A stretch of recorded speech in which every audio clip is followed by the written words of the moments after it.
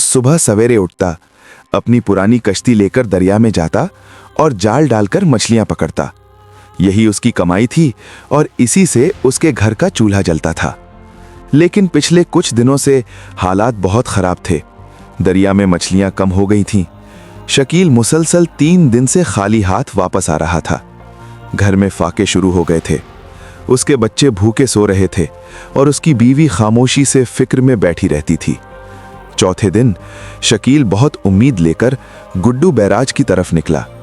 उसने आसमान की तरफ देखा और आहिस्ता से दुआ की, या अल्लाह, मैं सिर्फ हलाल रिस्क चाहता हूं, मेरे बच्चों को भूखा न सोने देना। उसने जाल दरियाए सिंध में डाला और खामोशी से इंतजार करने लगा। कुछ देर बाद उसे महसूस हुआ कि जाल भारी हो रहा है।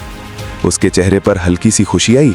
वो जल्दी जल्दी जाल खींचने लगा, मगर जब जाल बाहर निकाला तो उसमें सिर्फ एक छोटी सी मछली थी। शकील का दिल टूट गया। वो मछली को देखने लगा जो उसके हाथ में तड़प रही थी।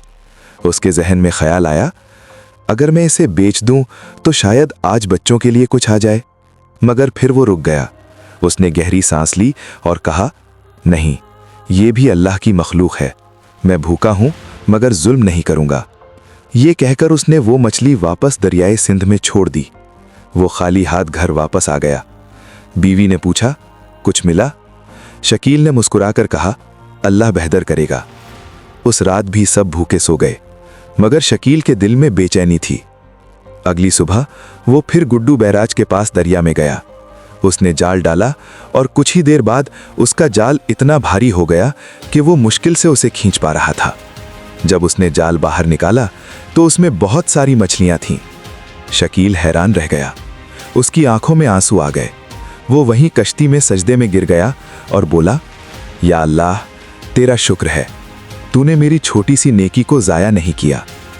उस दिन उसके घर में खुशी आ गई।